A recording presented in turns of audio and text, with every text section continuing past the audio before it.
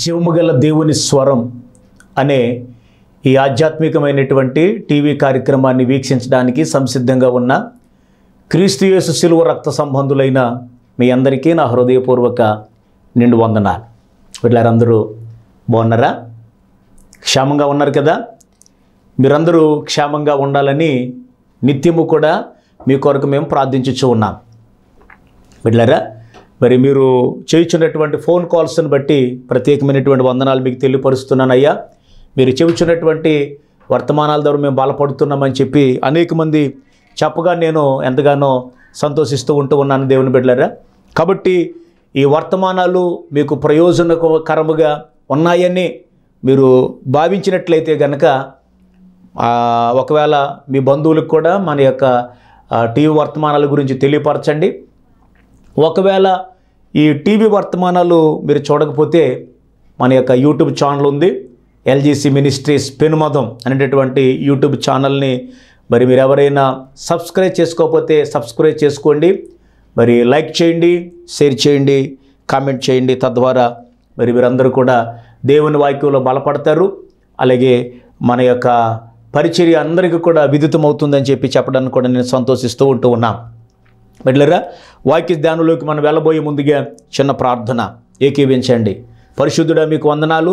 నీ ఉచితమైన మహాకృపను బట్టి నీ సముఖంలో విజ్ఞాపన చేస్తూ ఉన్నాం. కనికరించునైనా, కృప చూపించునైనా, నీ బలమైనటువంటి కార్యాలు అయా మరి తండ్రి మా బ్రతుకులో మీరునైనా జరిగిస్తున్నందుకు మీకు వందనాలు. అయ్యా మా జీవితంలోనైనా మరి తండ్రి నాయన మరి 7 నెలలు గతించిపోయినాయి. 8వ నెల ఒక దయా కిరీటముగా మీరు మాకు ధరింపచేసినందుకు మీకు వందనాలు, కృతజ్ఞత, స్తుతులు నాయన. ఈ 8వ నెల అయ్యా మరి తండ్రి ప్రారంభపు రోజు మొదలుకుని ముగింపు దినము వరకు నీ కాపుదల మాకందరికీ దయచేయండి. ప్రియ వీక్షకులందరికీ దయచేయండి. సహాయం చేసి మీరు మహిమ పొందమని ప్రార్థిస్తూ మమ్మల్ని మీరు తగ్గించుకుంటూ మీ నామాన్ని హెచ్చిస్తూ వాక్యమై ఉన్న దేవా నాతో మాట్లాడండి, మాతో మాట్లాడండి. మంచి నెలపడిన విత్తనాలు వలె ఆ వాక్యము ఫలించడానికి నీ కృప దయచేయండి. యేసు ప్రశస్త నామములో ఈ ప్రార్థన అడిగి వేడుకొనుచున్నాము తండ్రి, ఆమేన్. బిడ్డలారా, మరి యొక్క పర్యాయము మీ అందరికీ నేను వందనాలు తెలియపరుస్తూ ఉన్నా. దేవుడు చేసిన గొప్ప కార్యములను బట్టి మనం దేవునికి ఏం చెల్లించాలి చెప్పండి? కృతజ్ఞతాస్తుతులు చెల్లించుదుముగాక. హల్లెలూయా. ఎందుకు అంటే దేవుడు మన పట్ల చేసిన గొప్ప కార్యం ఏంటని ఆలోచన చేస్తే బిడ్డలారా, మరి 7 నెలలు మన జీవితంలో గతించిపోయినాయి. చెప్పండి, 7 నెలలు 8వ నెల ఒక దయా కిరీటముగా దేవుడు మనకి ఇచ్చాడు. దేవునికి స్తోత్ర. ఈ 8వ నెలంతా కూడా, ఈ ఆగస్టు నెలంతా కూడా దేవుడు మిమ్మును మీ కుటుంబములను ఆయన సమృద్ధిగా దీవించునుగాక. మంచిది బిడ్డలారా. ఈరోజు అంశం ఏంటంటే శత్రు ముప్పేట దాటికి భయపడిన చక్రవర్తి అనే అంశంలో మనము అనేక విషయాలు నేర్చుకుంటూ వస్తూ ఉన్నాం యెహోషాపాతు జీవిత విధానము విషయమై. బిడ్డలారా, అయితే ఒకసారి మీకు నేను జ్ఞాపకం చేస్తాను. మూలవాక్యాన్ని చదువుకుందాం. దినవృత్తాంతముల 2వ గ్రంథం 20వ అధ్యాయము 1-2 వచనాలు. ఇదైన తరువాత మోయాబీయులను, అమ్మోనీయులను, మొయోనీయులలో కొందరు దండెత్తి యెహోషాపాతు మీదకి వచ్చిరి. అంతలో కొందరు వచ్చి సముద్రము ఆవల నుండి సిరియన్ల తట్టు నుండి గొప్ప సైన్యం ఒకటి నీ మీదకి వచ్చుచున్నది, చిత్తగించుము, వారు హససోన్ తామారు అను ఎన్నిగేదులో ఉన్నారని యెహోషాపాతునకు తెలియజేసిరి. ప్రియ దేవుని బిడ్డలారా, యెహోషాపాతు గొప్ప ప్రార్థనాపరుడిగా, స్తుతి ఆరాధికుడిగా మనకు కనిపిస్తాడు. ఎంతో భక్తిపరుడిగా కనిపిస్తాడు. అయితే దేవుని వాక్యం చెబుతుంది ఈ యెహోషాపాతు మీదకి చెప్పండి 3 వ్యక్తులు దాడి చేశారు. 3 వ్యక్తులు అంటే 3 రాజ్యాలకి చెందినటువంటి వ్యక్తులు. వారి పేర్లు ఏంటి చెప్పండి? మోయాబీయులు, అమ్మోనీయులు, మొయానీయులు అని చెప్పి దేవుని వాక్యం చెబుతుంది. ఈ మొయానీయులు అంటే ఏదోమీయులు మాట. కాబట్టి అమ్మోనీయులు ఎవరు? ఈ యొక్క మోయాబీయులు ఎవరు? ఈ యొక్క దేవుని బిడ్డలారా ఏదోమీయులు ఎవరు? ఒక్కమారు ఆలోచన చేస్తే దేవుని వాక్యంలో మనం చూస్తాము. ఆదికాండము 19వ అధ్యాయము 37-38 వచనాల్లో మనం చూడగలిగితే వారిలో పెద్దది కుమారునికని వానికి మోయాబు అని పేరు పెట్టెను. అతడు నేటి వరకు మోయాబీయులకు మూల పురుషుడిగా ఉండెను. చిన్నది కూడా కుమారునికని వానికి బెన్నమ్మి అను పేరు పెట్టెను. అతడు నేటి వరకు అమ్మోనీయులకు మూల పురుషుడిగా ఎంచబడెను. ఏమండి, ఇక్కడ లోతు యొక్క ఇద్దరు కుమార్తెలు పాపం చేసినప్పుడు వారికి పుట్టినటువంటి తండ్రితో పాపం చేసిన పుట్టినటువంటి బిడ్డల మాట ఎవరండి? దేవుని వాక్యం చెబుతుంది. పెద్దది కుమారుని కంది మోయాబుని. ఏమండి, చిన్నది కుమారుని కన్నది వాడు అమ్మోనీయులకు మూల పురుషుడు బెన్నమ్మి. అంటే మీరు గమనించాలి, ఈ ఇద్దరు కూడా ఎవరు చెప్పండి? లోకములో మనం జ్ఞాపకం చేసుకుంటే సక్రమముగా పుట్టినటువంటి బిడ్డలు కాదు. దేవుని నిర్ణయం చొప్పున పుట్టినటువంటి వాడు కాదు. వీళ్ళు శరీర సంబంధులు. మూడవ గుంపు ఎవరైనా ఆలోచన చేస్తే దేవుని బిడ్డలారా, మొయోనీయులలో కొందరు అని రాయబడింది. వీళ్ళని ఎదోమీయులు అంటారు. వీరు యాషావు సంతతి ప్రజలు మాట. అంటే వీళ్ళు ఎవరంటే శరీర సంబంధులు. ఏమండి, ఈ శరీర సంబంధులు ఏం చేశారని ఆలోచన చేస్తే దేవుని బిడ్డలారా, దేవుని యొక్క వాగ్దానము ద్వారా పుట్టినటువంటి వారిని అపహాస్యం చేస్తాయి శరీర సంబంధులు. ఏమండి, వీళ్ళు ఎటువంటి వారిని ఆలోచన చేస్తే ఎల్లప్పుడూ కూడా దేవుని పిల్లలు వారు హింస పెట్టేటటువంటి వారుగా కనబడుతూ ఉంటారు. ఆత్మ సంబంధి అయితే కనుక ఎల్లప్పుడూ దేవుని సంతోషపరుస్తూ ఉంటాడు. శరీర సంబంధి చెప్పండి, ఆత్మ సంబంధిని చూచి పరిహాసం చేస్తాడు. ఆత్మ సంబంధిని చూచి హింసిస్తాడు. మనకి బాగా తెలుసు కదండి, ఇస్సాకు ఇస్మాయిల్. ఈ ఇస్సాకును చూచినటువంటి ఇస్మాయిల్ ఏం చేశాడండి? పరిహాసం చేశాడు. ఇంకా మాట చెప్పమంటారండి, యేసుక్రీస్తు వారిని సొంత శరీర సంబంధులే హింసించారు, సిలువకు అప్పగించారు, అవమానపరిచారు ఆయన్ని. ఈరోజు నేను అంటాను, నువ్వు యేసు ప్రభువుని నమ్ముకున్నావు, యేసుక్రీస్తు ద్వారా రక్షణ పొందావు, నువ్వు లోకంలో నుంచి ఏమండి ఈ లోక క్రియల్లో నుంచి వేరుగా నువ్వు బ్రతుకుతూ ఉన్నావు. ఒక మాట చెప్పనా, నీ సొంత ఇంటి వారు నీకు శత్రువులు అవుతారు. నీ సొంత రక్త సంబంధులు నీకు శత్రువులు అవుతారు. నిన్ను హింసిస్తారు, నిన్ను రకరకాల మాటలు అంటారు. అయినా భయపడకు. దేవునికి స్తోత్రం. ఎందుకు చెప్పనా, నువ్వు శరీర సంబంధివి కావు, నువ్వు ఆత్మ సంబంధివి. దేవునికి స్తోత్రం.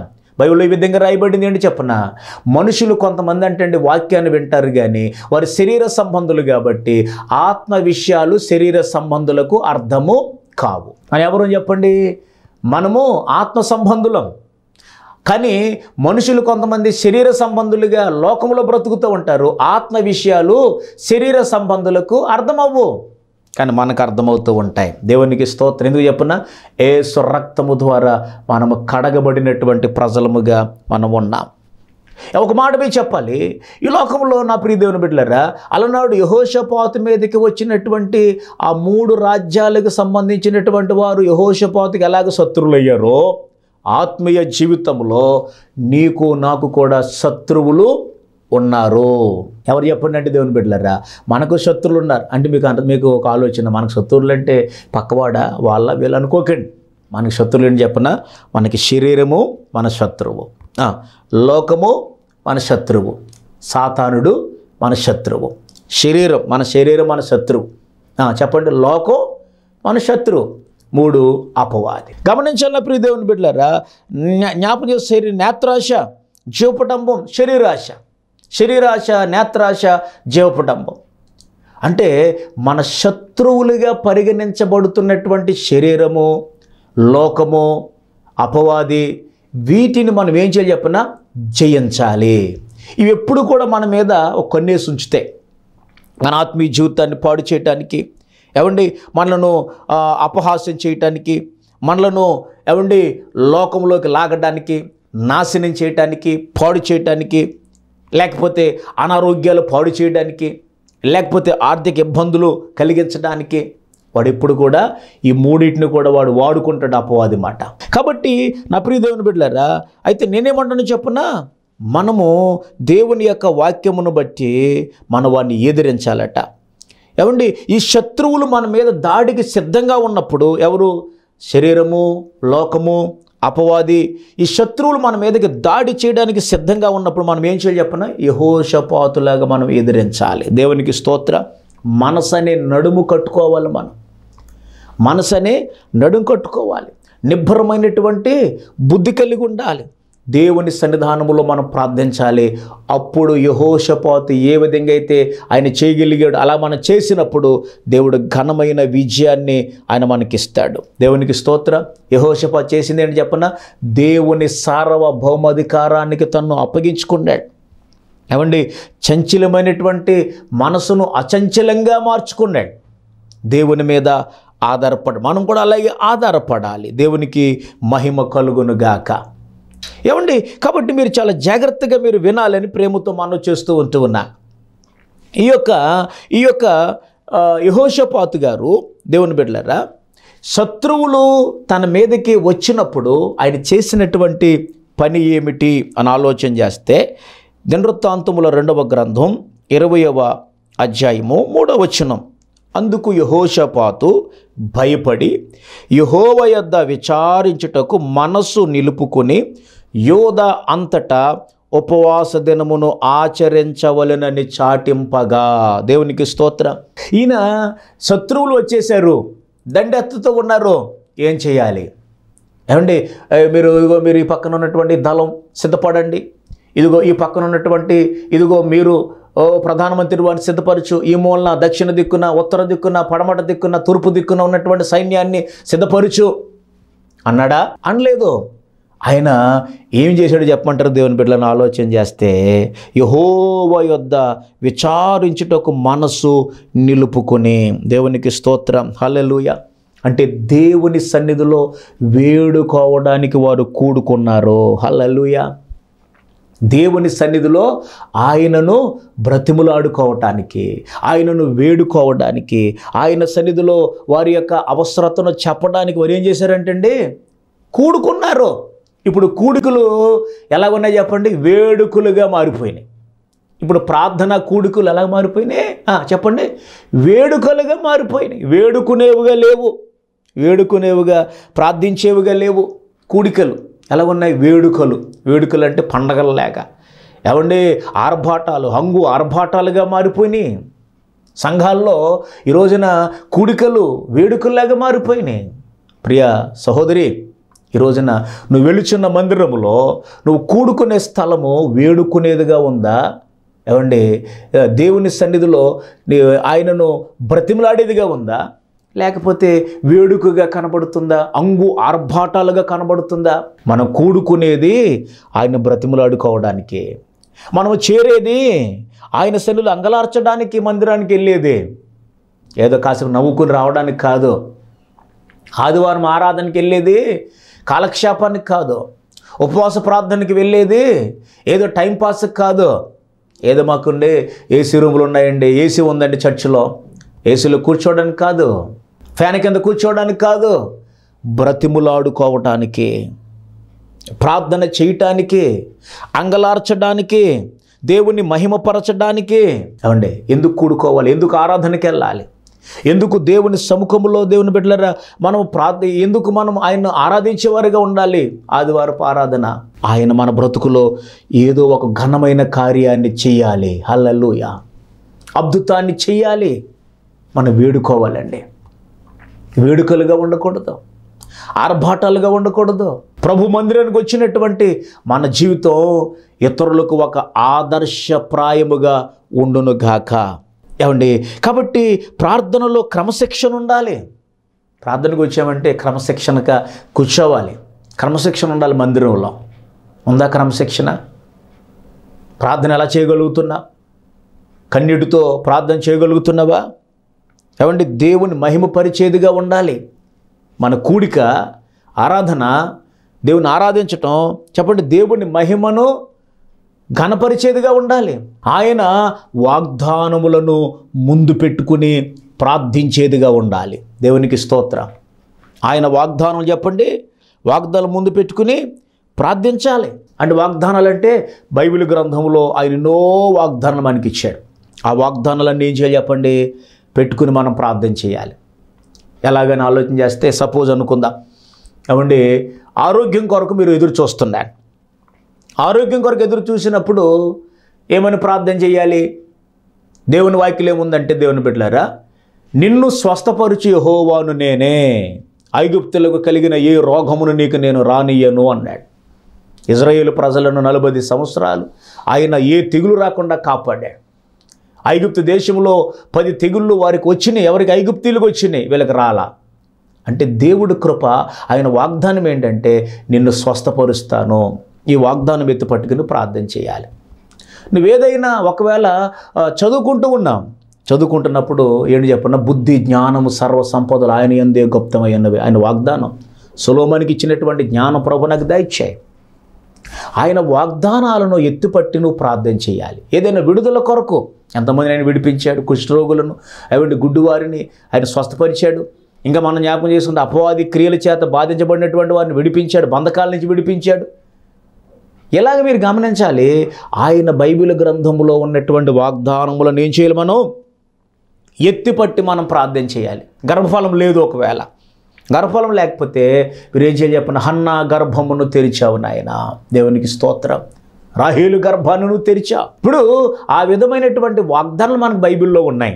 ఎంతోమందిని దర్శించాడు ఆయన. షారా గర్భాన్ని తెరిచాడు, ఎలిజబెత్ అమ్మగారి గర్భాన్ని దేవుడు తెరిచాడు బైబిల్ గ్రంథంలో. ఆయన నీ గర్భాన్ని కూడా ఆయన తెరుచునుగాక, ఆయన తెరుస్తాడు. నమ్మి దేవుని విశ్వాసం కలిగి ఉంచితే కనుక ఆయన వాగ్దానాలను కనుక నువ్వు ఎత్తుపట్టి ప్రార్థన చేయగలిగితే ఆయన బ్రతుకులో ఉన్నతమైనటువంటి కార్యాలు ప్రభు జరిగించునుగాక. హల్లెలూయా. ఏమండి, తర్వాత ఈయన ఏం చేశాడు చెప్పిన, తన శక్తి ఏమిటో, తన పరిస్థితి ఏమిటో దేవునికి తెలియపరిచాడు. మందిరానికి వచ్చిన మనం ఏం చెప్పినా మన శక్తి ఏంటో, దేవుని శక్తి ఏంటో మనం దేవునికి చెప్పాలి. మన శక్తి చాలా చిన్నదే. నేను బలహీనుణ్ణి, నేనేమి చేయలేను. కానీ దేవుడు బలవంతుడైన, ఆయన ఏ కార్యమైనా చేయగలిగిన దేవుడైన. హల్లెలూయా. ఆయనకు అసాధ్యమైనది ఏదీ లేదు. ఈ రాత్రి, ఈ పగలు, ఈ వర్తమానం వీక్షిస్తున్న సహోదరి, నీ బ్రతుకులో ఏదైతే ఒకవేళ కుదరని సమస్యగా ఉందో, నేను ఎవరైతే ఇబ్బంది పెడుతూ ఉన్నారో, నీకంటే బలవంతులు, నీ మీదకి లేచేటటువంటి వారు నీకంటే బలవంతులు, బలాఢ్యులుగా ఉన్నారు, నువ్వు బలహీనుడిగా ఉన్నావు కదా, ఒకటి చెప్పు దేవునికి, అయ్యా నేను దిక్కులేని వాడిని. యెహోషాపాతు చెప్పినట్లుగా, అయ్యా నాకు ఎవ్వరు లేరు నాయనా, నీవే నాకు సహాయం చేయాలి. Praise God. హల్లెలూయా. దేవుడు తప్పకుండా జోక్యం చేసుకుని నీ కార్యమును ఆయన సఫలము చేయునుగాక. నమ్ముట నీ వల్ల అయితే నమ్మువానికి సమస్తము సాధ్యమని దేవుని వాక్యం చెబుతుంది. అవండి, సేవకుని మాట వినాలి. దేవుడు కార్యము చేయాలి అంటే దేవుని సేవకుని మాట వినాలి. మందిరానికి వెళ్తున్నావు కదా, వాక్యము చెబుతూ మరి వింటున్నావు కదా, దేవుని సేవకుని మాట వింటే నువ్వు బాగుపడతావు. యెహోషాపాతు కూడా అదే, అక్కడ ప్రార్థన చేశాడు. ప్రార్థన చేసిన తర్వాత అక్కడ ఒక ప్రవక్త చెప్పినటువంటి మాటకు ఆయన లోబడ్డాడు, విన్నాడు, గొప్ప కార్యాన్ని చూశాడు. దేవునికి స్తోత్రం. స్తుతులు చెల్లించాడు, దేవుణ్ణి స్తుతించాడు. మనము మన కూడిక, ఆరాధన ఏమంటే వేడుక కాదు, అక్కడికి వెళ్ళి ప్రార్థించడానికి, దేవుణ్ణి ఆరాధించడానికి, దేవుణ్ణి మహిమపరచడానికి, నీ యొక్క స్థితిని దేవునికి చెప్పడానికి, నీ పరిస్థితి ఏంటో దేవునికి చెప్పడానికి, దేవుని సేవకుల మాట వినటానికి, దేవుణ్ణి స్తుతించడానికి మందిరానికి వెళ్తున్న. కాలక్షేపానికి కాదు, టైంపాస్కి కాదు, ఇది వెళ్ళాలి కాబట్టి వెళ్ళటం కాదు. వాక్య నియమము చొప్పున మందిరానికి వస్తున్నావు. వచ్చిన నీవేం చేయాలి చెప్పనా, ఆ విధముగా దేవునిని ఘనపరచాలి. దేవునికి మహిమ కలుగునుగాక. కాబట్టి దేవుని యొక్క సన్నిధానములో యెహోషాపాతు ఏమండి ఎంతగా భయపడ్డాడో, భయపడి ఆయన దేవుని సముఖములో ప్రార్థించటం ప్రారంభించాడు. 3వ వచనం చెబుతుంది, ఆయన భయపడి శత్రు ముప్పేట దాటికి భయపడి దేవుని సముఖములో ఆయన ప్రార్థించటం ప్రారంభించాడు. దేవునికి స్తోత్రం కలుగునుగాక. కూడుకున్నాడు దేవుని, అందరినీ కూడా రండి, అందరూ కూడా రండి అని చెప్పి వాళ్ళు పిలుస్తూ ఉన్నాడు. దేవునికి స్తోత్రం. కాబట్టి యెహోషాపాతు చేసినటువంటి ప్రార్థన దేవునిని మహిమపరిచే ప్రార్థన. హల్లెలూయా.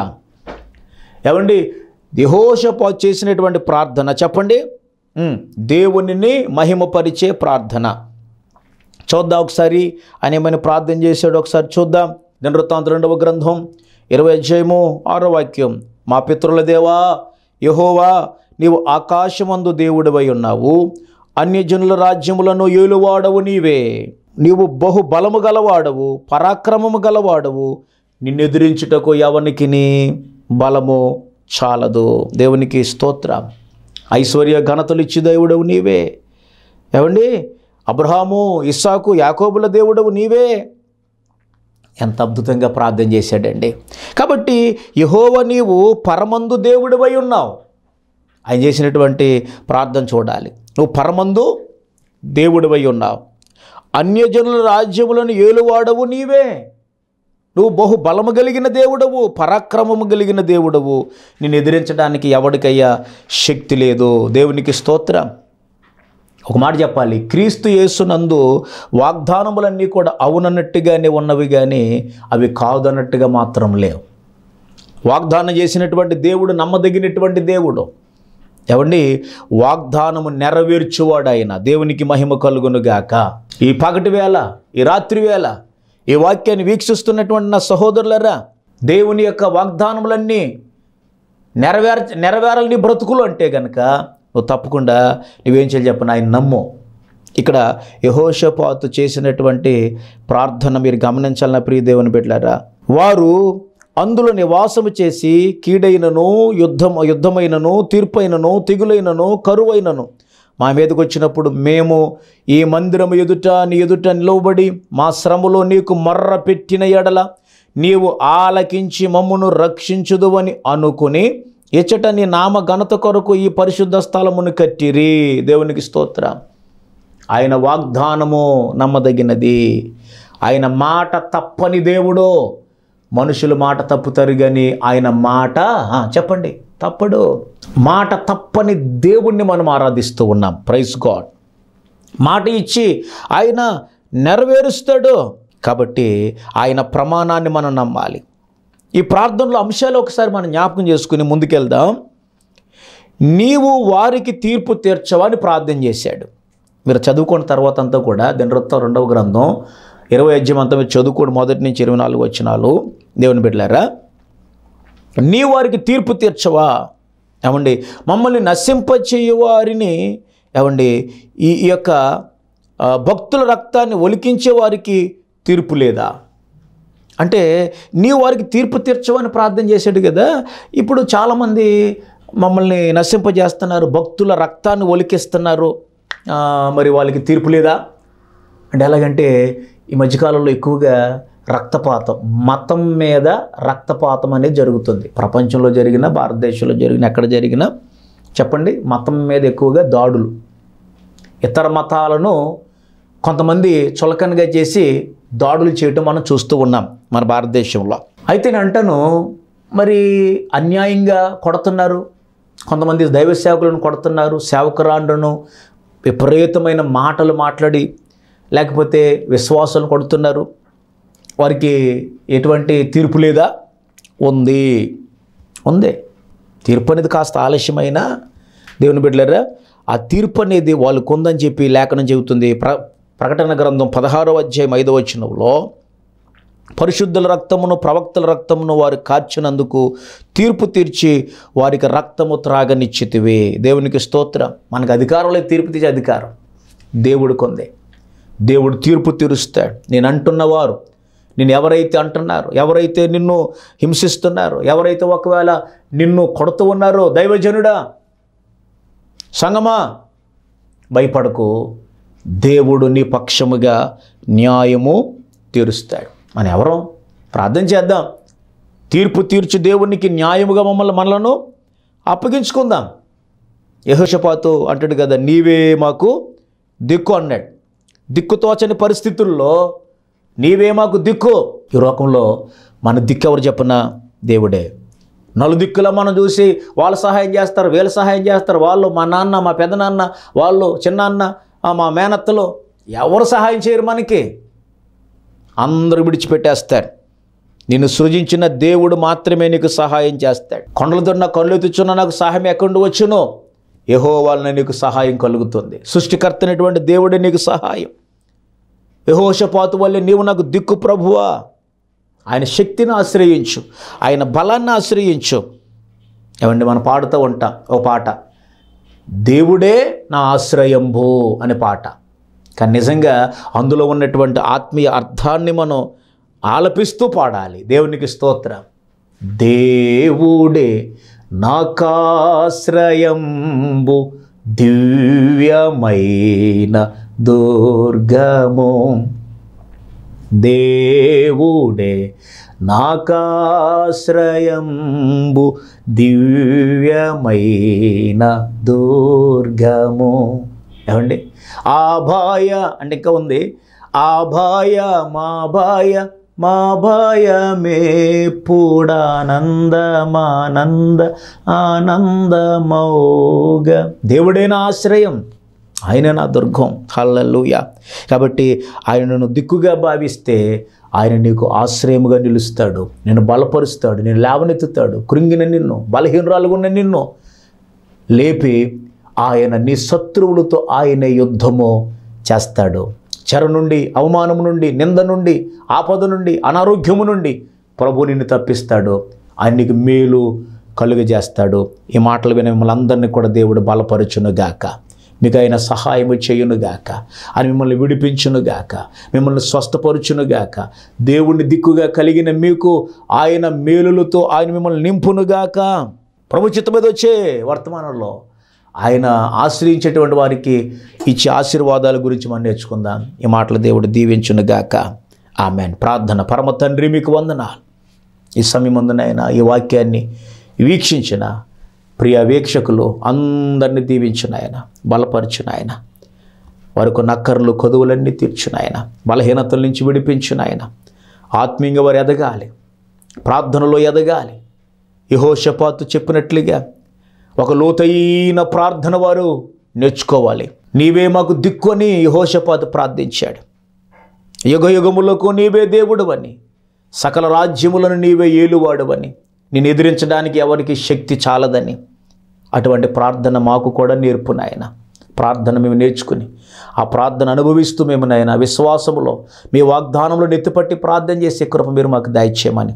నీ వాగ్దానం నమ్మదగినది, ఆ నమ్మదగిన దేవుడిగా ఉన్న మేము నిన్ను ఆశ్రయించేవారిగా మమ్మల్ని నాయన సిద్ధపరచమని ప్రార్థిస్తూ, ఏకీవించిన ప్రతి ఒక్కరిని కూడా మీకు అప్పగిస్తూ, ఈ కార్యక్రమాన్ని స్పాన్సర్ చేసిన కుటుంబానికి దైవ దీవులు మెండుగా దయచేసి వారక్కర్లు కొదువులన్నీ తీర్చి నీ సహాయమును వారికి దయచేయమని నజరేయుడైన యేసుక్రీస్తు వారి నామములో ఈ ప్రార్థన మీకు సమర్పించి పొందుకున్న మా ప్రియ పరలోకపు తండ్రి, ఆమేన్. ఇప్పుడు తండ్రి ప్రేమ, కుమారుడు యేసుక్రీస్తు వారి కృప, పరిశుద్ధాత్మ దేవుని అన్యోన్య సహవాసం, త్రియేక దేవుని ఆశీర్వచనాలు మీ అందరికీ తోడయుండును గాక. ఆమేన్, ఆమేన్, ఆమేన్. అందరికీ వందనాలు. ప్రభు చిత్తమైతే వచ్చేవారు మరొక వర్తమానంతో కలుసుకుందాం.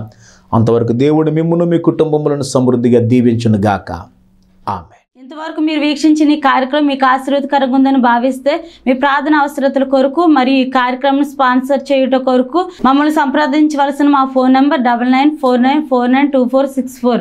మీ అందరికీ నా వందనాలండి. దేవుడు మీ కుటుంబాలని సమృద్ధిగా దీవించి ఆశీర్వదించును గాక. ఆమేన్.